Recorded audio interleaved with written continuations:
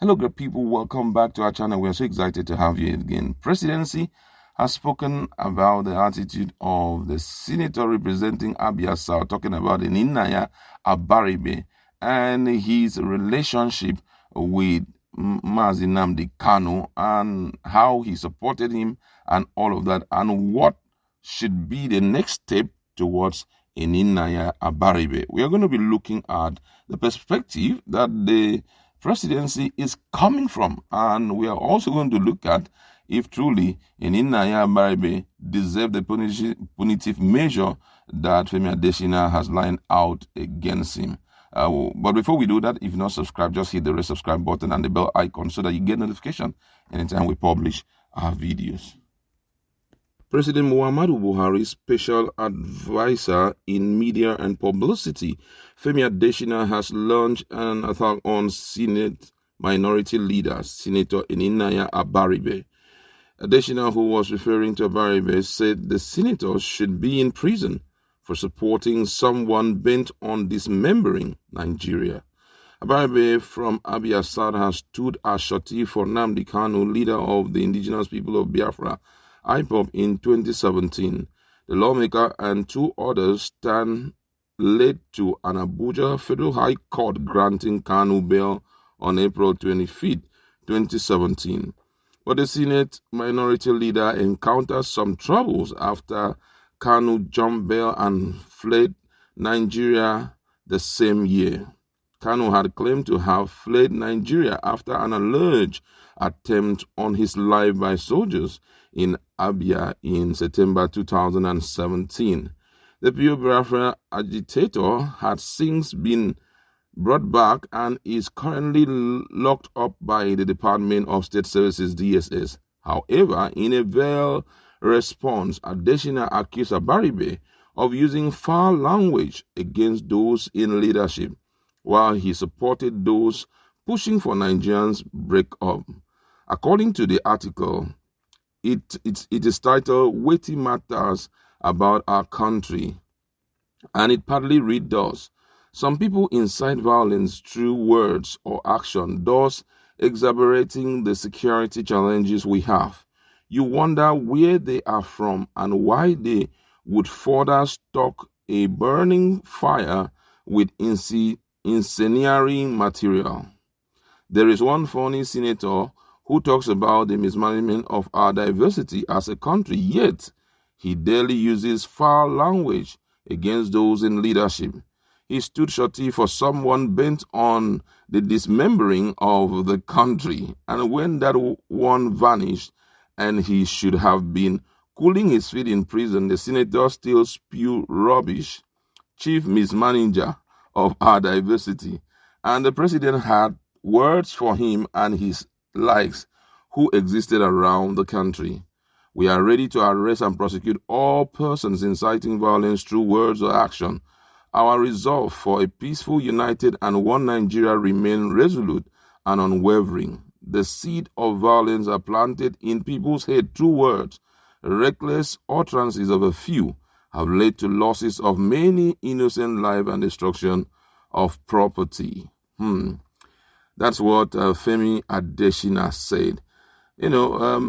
Looking at the position of Senator Ininaya Abaribe and what he has said thus far, from my perspective, I will differ from the opinion of the special advisor to the president on media, talking about Femi Adesina.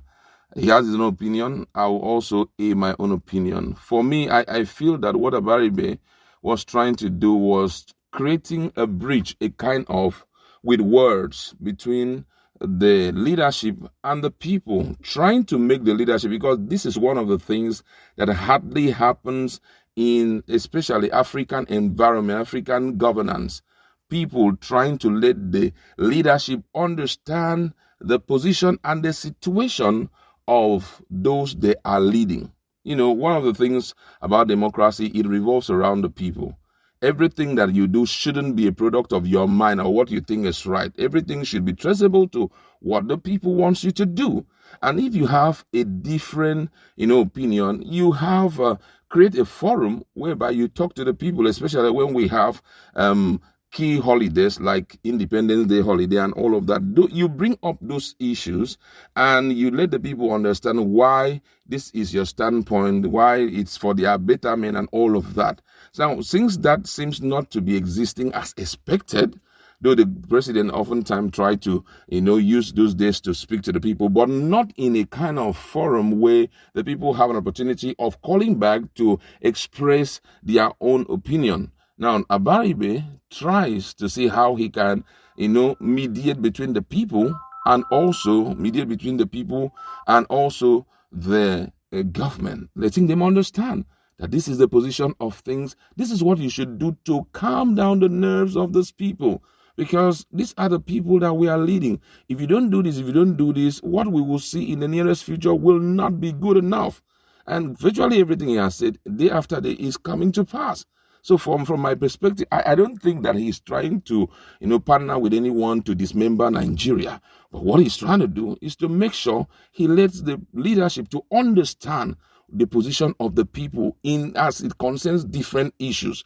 Don't forget that as we're talking, this same man is from the opposition party. So whatever he's doing there, he's acting both in the capacity of a senator and also a pressure group member, trying to see how he can, put the leadership in a standpoint whereby they understand certain things which they may feel it's right, but which is wrong, And all of this is overly important. Leadership can only be perfected when there are people talking from the opposing side. It kind of straightens things and make them align with what the people know. Guess what? Oftentimes, the leaders may not really understand what is going on, amongst the people. So oftentimes these opportunities that we have will help leaders to hear from people who are also in leadership position like them. Also, when we're talking about Abaribe as a leader, don't forget he's representing the interests of his own people. He's not really into party business, but representing the interests of his own people. So he has the right to talk about issues that have to do with his own people, talk about issues, general issues in the country, talk about issues that he knows that the opposition, the leadership is not, or the leading party is not doing well. So for me, looking at him from the perspective of one supporting, disintegration of Nigeria, personal opinion, I don't think it's really, really true. Now we have to understand that people must not buy into our dreams, must not accept what we say, must not align with what we say. If you go into this country and want to sample the opinions of Nigerians about this current administration, you'll be so shocked what some people will tell you. But oftentimes, since they don't have the platform to say those things out, they just have to keep mute. But it's not that they are happy. I think the best judgment when it comes to the performance of the current administration is to go around and ask the people, and they would tell you where the government is failing. Not that they have any intention of disintegrating the country, but their intention is to make you see things from their own perspective and take the required move that is needed to align the country to your plans. We're looking at the issue of budgeting. We've seen the difference and the expected is not aligning with what is actually on ground. We had a huge budget, and a lot of people were expecting things will be done in this regard. The government have not done all of it. You understand? And even with that, we still realize that the fundings were there, but nothing was going on. Nothing right was really going on. You understand? So for me, I think blaming him or trying to stop him is trying to suppress his opinion. And for me, it's not really wise. I'd like to